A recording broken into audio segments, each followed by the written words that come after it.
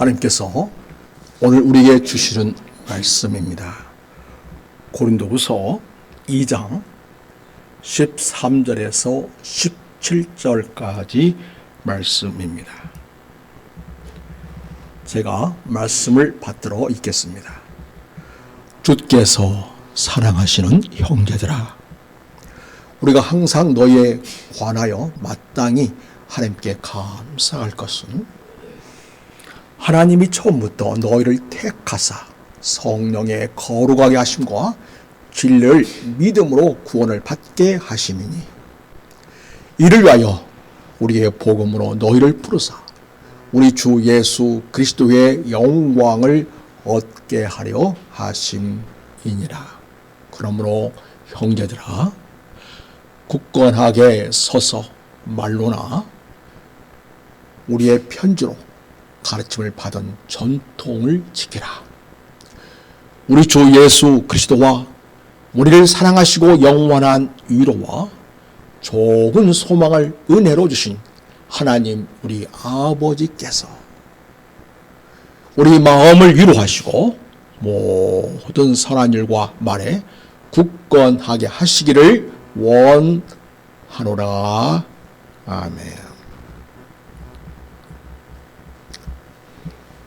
사랑하는 성도 여러분, 우리는 참으로 흔들린 시대를 살아가고 있습니다.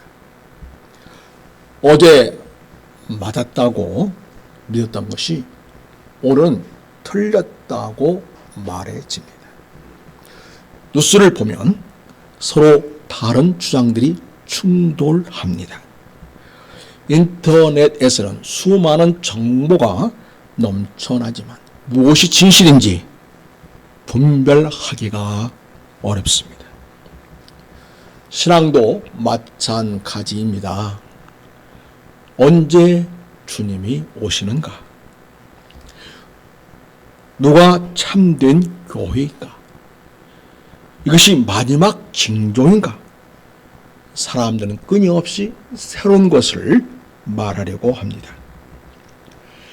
데살로니가 교회도 그러했습니다. 그들은 박해를 받고 있었습니다. 예수님을 믿는다는 이유였습니다. 거짓 교사들은 주의 날이 이미 왔다, 이렇게 주장했습니다. 성도들의 마음은 흔들렸습니다.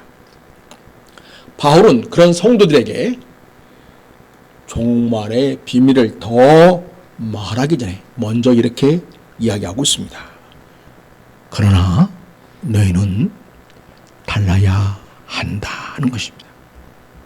그래서 오늘 읽은 성경 본문으로 나누고 싶은 말씀의 제목은 흔들리는 시대, 굳게 서는 성도란 제목으로 말씀을 나누겠습니다. 오늘 본문은 흔들리는 시대를 살아가고 있는 우리 성도들에게 주시는 하나님의 음성입니다. 너희가 왜 흔들리지 않아도 되는지를, 무엇을 붙들어야 하는지를, 누가 너희를 끝까지 붙들어 주시는지를 말씀하고 있습니다.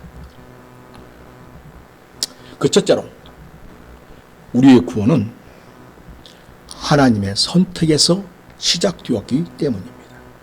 여러분, 우리 13절 말씀 읽겠습니다. 우리 같이 13절 14절 읽습니다. 시작. 주께서 사랑하시는 형제들아, 우리가 항상 너희에 관하여 마땅히 하나님께 감사할 것은 하나님이 처음부터 너희를 택하사 성령의 거룩하게 하심과 진리를 믿음으로 구원을 받게 하심이니, 이를 위하여 우리의 복음으로 너희를 부르사 우리 주 예수 그리스도의 영광을 얻게 하려 하심이니라. 바울 사도께서는 먼저 감사로 이야기를 시작하고 있습니다. 주께서 사랑하는 형제들아, 우리가 항상 너희에 관하여 하나님께 감사할 것은, 이렇게 얘기합니다. 놀라운 것은 바울이 감사하는 이유입니다. 사실 대선과 교회는 평안하지 않았습니다. 문제가 많았습니다. 박해가 있었습니다. 혼란이 있었습니다. 그런데도 감사한다고 고백합니다. 왜일까요? 그들의 상황이 좋아서가 아닙니다. 그들이 받은 구원 때문입니다. 여러분 13절 보십시오. 여기 보면 테카사라는 말이 나오고 있습니다. 헬라어로는 하이레오마이라는 단어인데요. 이 단어의 성경에서의 말하고 있는 의미는 굉장히 깊이가 있습니다. 이것은 자기 자신을 위해서 취하다. 단순히 여러 개 중 하나를 고른 것이 아니고 나의 소유로 삼기 위해 특별히 내 것으로 취하다. 그런 강한 소유의 의미가 담겨 있습니다. 이 단어는 선택하신 분이, 즉 하나님이 자신의 기쁨과 특별한 목적을 위해 주도적으로 행동하셨음을 강조해 하고 있습니다. 그래서 선호하다, 선택하다 그 단어는 깊은 애정을 바탕으로 다른 것보다 더 좋아해서 구별해내는 그런 행위를 담고 있습니다. 구약적인 배경을 갖고 있는 이 테카사, 이 단어는요, 하나님이 이스라엘을 자기 기업의 백성으로 삼으실 때 자주 사용되었습니다. 신약 성경 전체에서는 이 단어가 3번 사용되고 있습니다. 일반적으로 사도 바울께서 하나님의 선택을 말할 때에는 에클레고마이라는 그런 단어를 씁니다. 그런데 오늘 본문은 다른 단어를 쓰고 있습니다. 하이에오마이, 이렇게 단어를 달리 선택해서 쓰고 있음을 봅니다. 이것은 데살로니가 성도들을 향하여 하나님의 강력하고도 개인적인 소유권과 애정을 시각적으로 보여주기 위해서 일부러 택하다라는 단어에 있어서 다른 단어를 사용하여서 그렇게 강조하고 있습니다. 그래서 데살로니가 후서 2장 13절에 하나님이 처음부터 너희를 택하사 성령의 거룩의 하심과 진리를 믿음으로 구원을 받게 하심이니, 이 말씀은요 13절 이전에 9절에 12절까지 말하고 있는 불법한 사람들과의 대조를 보여주면서 이야기하고 있습니다. 즉 사탄의 미혹에 속아서 심판을 받고 멸망하는 자들과 대조를 이룹니다. 세상이 심판으로 치닫을 때 하나님은 성도들을 멸망의 흐름에서 건져내어서 자기의 소유로 붙잡아 두셨다는 강력한 구원의 확신을 우리에게 주고 있습니다. 하나님은 스스로의 기쁨을 위해서 서로 삼으신 백성이기 때문에 어떠한 박해나 미혹 속에서도 결코 성도들을 빼앗기거나 포기하지 않으신다는 그 약속이 그 단어 속에 깊이 담겨 있음을 보여줍니다. 그래서 바울은 말합니다. 너희가 하나님을 먼저 선택한 것이 아니고 하나님이 먼저 너희를 선택하셨다. 이것이 복음입니다. 우리가 하나님을 찾아간 것이 아닙니다. 하나님 먼저 찾아오셨습니다. 우리가 하나님을 붙든 것이 아니었습니다. 하나님 먼저 우리를 붙드셨습니다. 몇 해 전에 미국 플로리다에서 허리케인이 도시를 덮쳤습니다. 그때 한 어린아이가 강풍에 날려갈 위기에 놓여 있었습니다. 그 아이는 아버지 손을 붙들고 있었습니다. 그러나 바람이 강해질수록 아이의 손은 미끄러졌습니다. 결국 이 아이를 살린 것은 아이가 아버지를 붙든 힘이 아니었습니다. 아버지가 아이를 붙든 힘이었던 것이죠.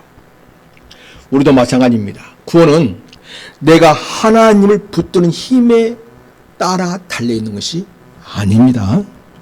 하나님께서 나를 붙드시는 은혜에 달려 있습니다. 그래서 바울은 오늘 감사하고 있습니다. 하나님 너희를 택하셨기 때문이다 하면서 감사를 이야기하고 있습니다. 뿐만 아닙니다. 성령께서 거룩하게 하시고 진리를 믿게 하시고 복음으로 부르시고 마침내 그리스도의 영광에 참여하게 하십니다. 그래서 구원의 시작 하나님 하신 것입니다. 그리고 구원의 그 과정도 하나님이 이끌어 가십니다. 그리고 구원의 완성도 하나님이 이루신다는 것입니다. 성도 여러분, 우리가 흔들리지 않는 첫 번째 이유는 내가 강해서가 아닙니다. 하나님이 나를 붙들고 계시기 때문입니다. 그런데 하나님께 택함받은 사람은 거기에서 멈추지 않습니다. 택함받은 사람은 무엇을 붙들어야 하는가를 보여주는데, 그래서 바울은 두 번째 권면으로 나아갑니다. 그래서 둘째로, 흔들리는 시대일수록 우리는 복음의 전통을 붙들어야 합니다.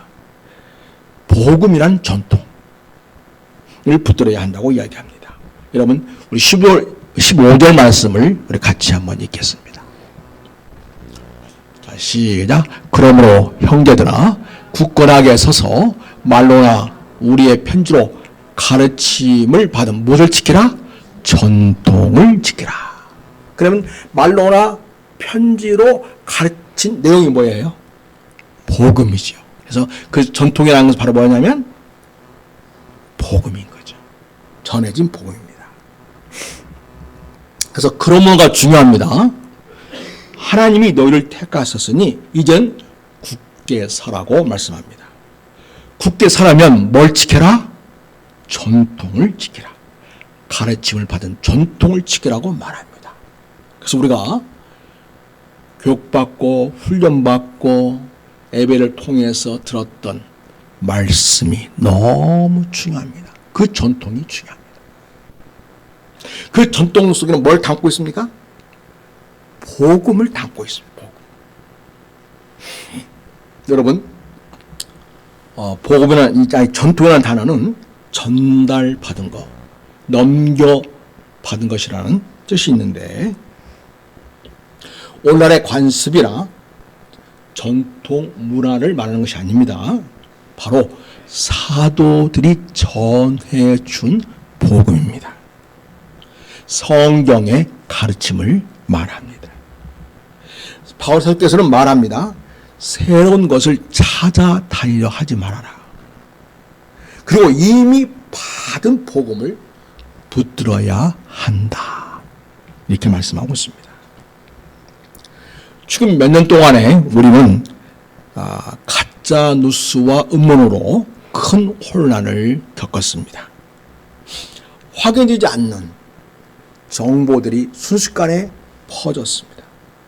많은 사람들이 사실을 확인하기보다는 자신이 듣고 싶어한 말을 선택해서 그 말을 고주것대로 믿었다는 것이 문제입니다. 그 결과 한국 사회의 공동체는 갈라졌습니다. 불씨는 깊어졌습니다. 지금 몇 년 동안 우리 사회가 가짜 뉴스와 음모론에 큰 혼란을 겪은 대표적 사례가 있습니다.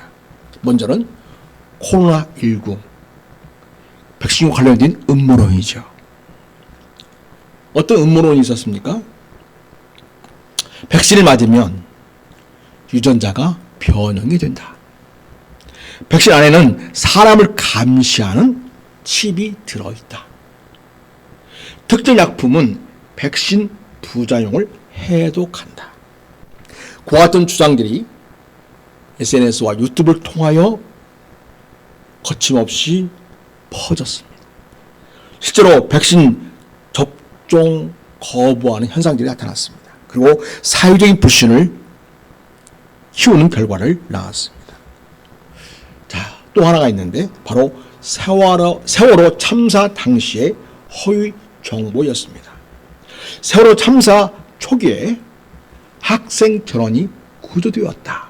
잘못된 뉴스가 전달되었습니다. 그런 오보가, 그런 잘못된 정보가 전국적으로 퍼졌습니다. 국민들은 희망과 절망 사이를 오가며 큰 혼란을 겪었습니다. 이후에 언론 신뢰의 문제까지 제기되었습니다. 자, 그리고 여러분, 윤석열 대통령이 무장 군인을 투입시켜서 조사하려고 했던 것이 무엇이었죠? 선거 관련 부정선거 음모론입니다.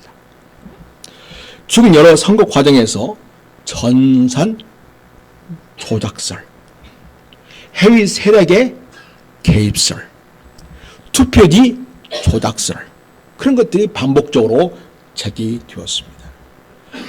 검증되지 않는 영상들, 게시물이 대량 유통되면서 한국은 정치적 양극화가 이루어지게 됐고 사회적 갈등이 심화되었습니다.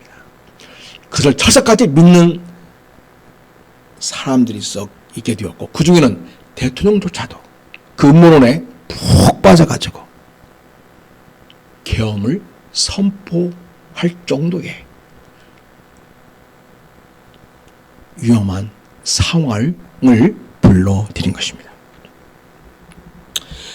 가짜 뉴스를 연구하는 분들은 이러한 현상을 민주주의의 신뢰를 뒤흔드는 대표적인 사례로 분석합니다. 연구자들은 이런 유형의 가짜 뉴스가 특정 집단에 대한 공포와 혐오를 증폭시키고 사회적인 분열을 키운다고 분석하고 있습니다. 근데 여러분, 신앙도 마찬가지입니다. 복음보다도 자극적인 이야기를 좋아하면 결국은 미혹에 빠집니다.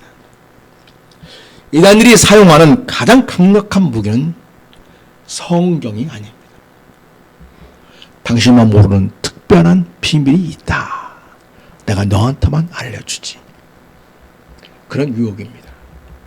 그러나 하나님은 비밀스러운 길이 아니라 공개된 말씀으로 우리를 인도하십니다. 여러분, 교회가 살아가는 길은 새로운 프로그램이 아닙니다. 복음으로 돌아가는 것입니다. 성경으로 돌아가는 것입니다. 기도로 돌아가는 것입니다. 예배로 돌아가는 것입니다. 성도 여러분, 교회를 지키는 것은 어떤 큰 화려함이 아닙니다.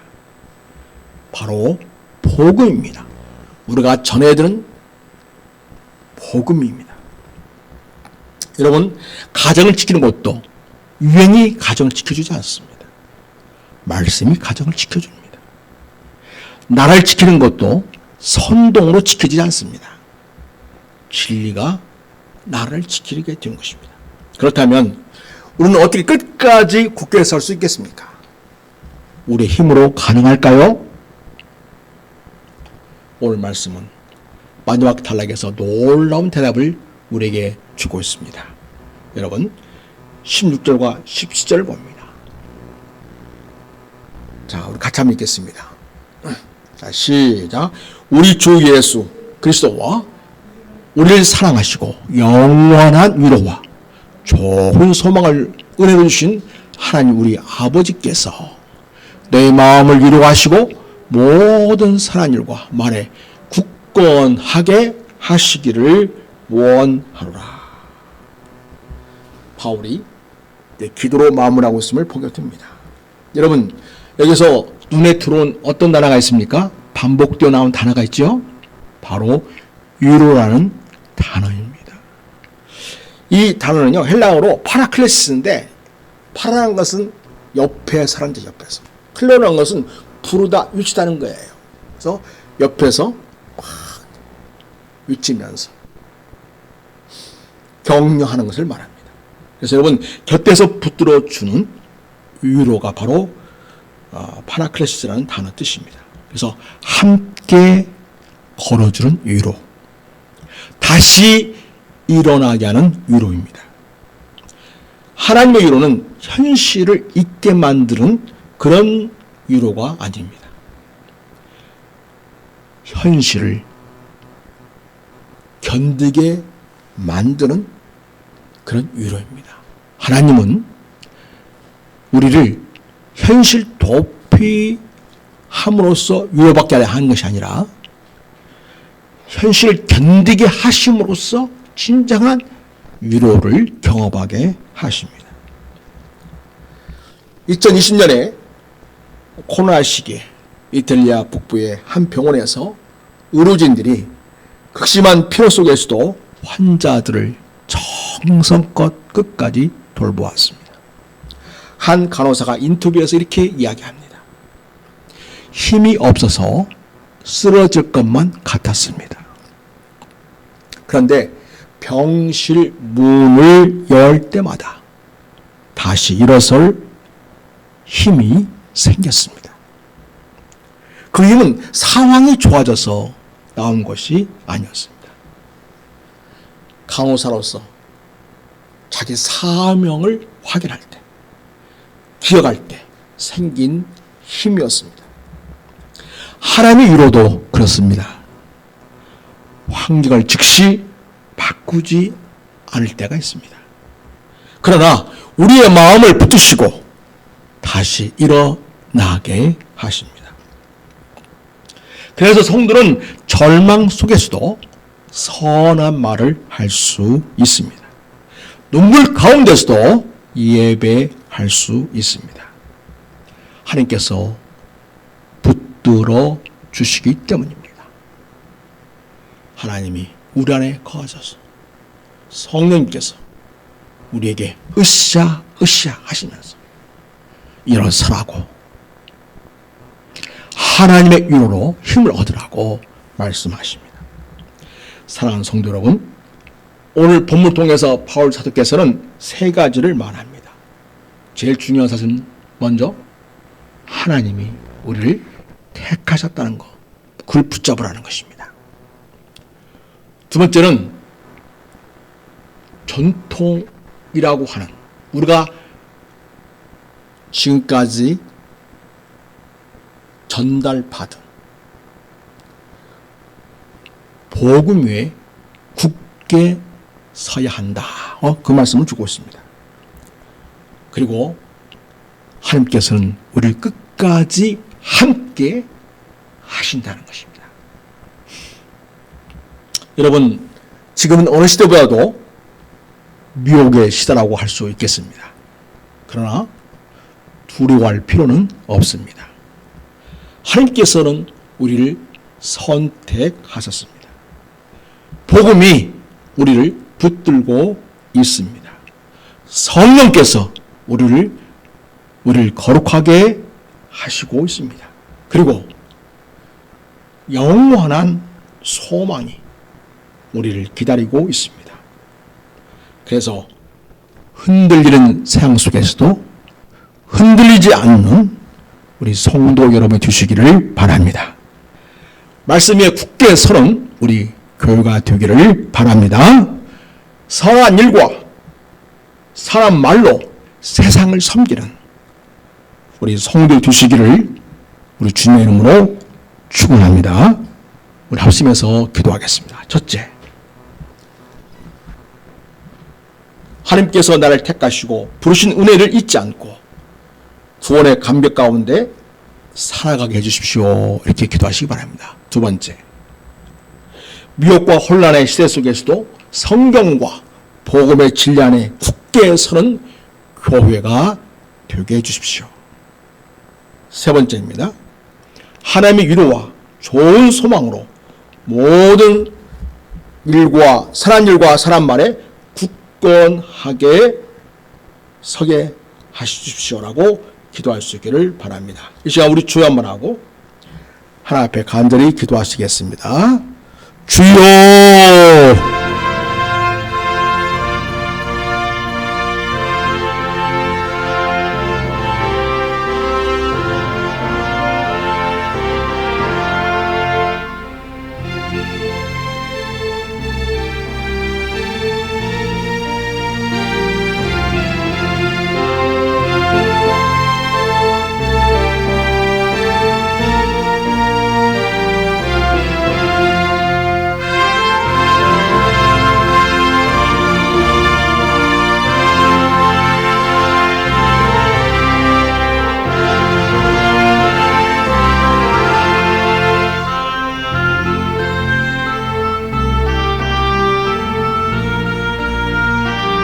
아버지,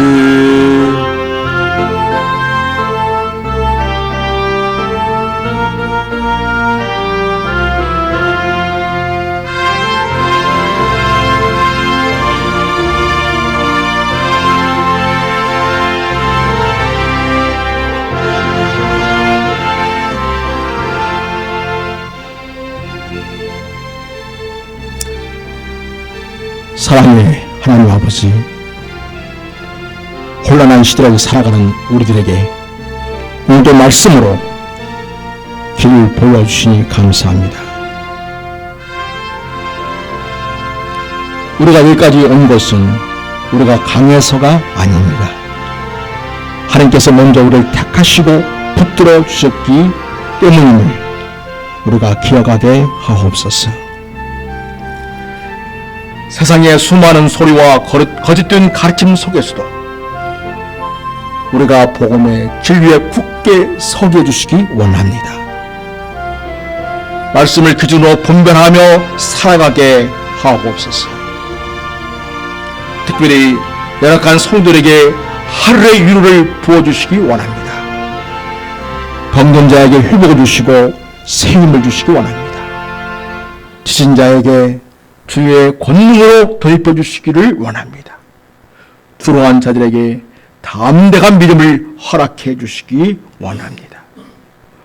우리 교회와 성도들이 선한 말과 선한 일로 지역사회를 섬기게 하시고 이 나라가 진리와 정의에 바로 서게 해주시기 원합니다. 주님께서 다시 오시는 그 날까지 흔들리지 않는 믿음으로 살아가게 하소서. 마침내 우리 주 예수 그리스도의 영광에 참여하는 복된 성도들이 되게 하옵소서.